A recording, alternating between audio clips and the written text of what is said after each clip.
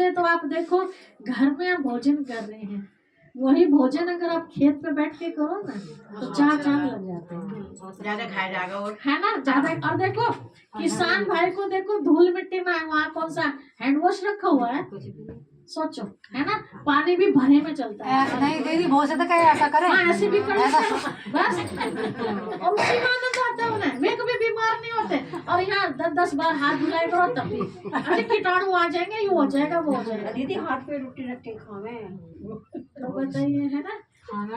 तो स्थान का भी अलग अलग महत्व है। जंगल में शुरू में बाबा करते थे ऐसा, बाबा सारा ब्रह्मा भोजन तैयार करा के बच्चों की पिकनिक के लिए कहीं पहाड़ों पर ले जाते थे, कहीं बाबा पार्क में ले जाते थे। हम छोटे छोटे थे, हमें याद है हमारी दीदियां भी ले जाती थी। आप लोग चलेंगे? मुझे कई बार कई बहनें कहती हैं सरोज बहन आप लेके नहीं जाती अपने भाई बहनों को कहीं पिकनिक पे ले जाया करो। मैं कहा हमारे भाई बहन इतने बिजी हैं कि घर से निकलने का प्रोग्राम करे उसमें ना टाइम पर पहुंचते पिकनिक में, तो जब पहुंचेंगे तो मैं कहा नहीं फिर भी पूछो। तो आज पूछने का क्या है, किस किस को रुचि है पिकनिक करने की? देखो 2 के हाथ खड़े हुए, 3 4 हाँ कम से कम 15 भाई बहन तो होने चाहिए ना, पिकनिक करने जा रहे हैं। रिफ्रेश होने के लिए तो जा सको, खेल कूद भी करो, अलग अलग तरह के खेल कहीं भी जाओ तो मस्त क्या हाथ खाओ तुम।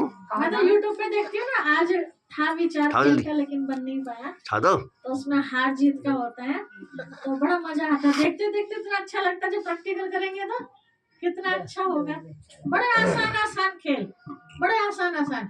एक तो अभी भी हम कर सकते हैं, बोतल वाला, आधी बोतल भर रखी, सामने मिठाई की ट्रे रखी, बहुत सुंदर, बोतल भर रखी 1.5 लीटर वाली आधी, और उसको ऐसे करना होता है, ऐसे घुमा के, जिसकी खड़ी होगी वो खड़ी हो जाती है ना, वो मिठाई का पीस खा लो, जितनी बार खड़ी होगी, किसी की तो एक बार भी खड़ी नहीं होती, कोई बड़ा अच्छा कई बार खड़ी कर दे। हाँ कई बार खड़ी, तो ये भी कला है ना।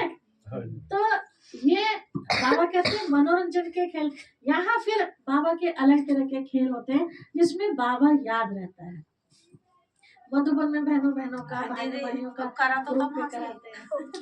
उसमें नहीं करा था, वार्षिक आता था, क्या नहीं करा था। हाँ वार्षिक में किया था, है ना। तो इस तरह से बीच बीच में बाबा ने हठ योग तो नहीं सिखाया ना हमें, हमारा क्या है सहज राजयोग, खेल खेल में योग है ना।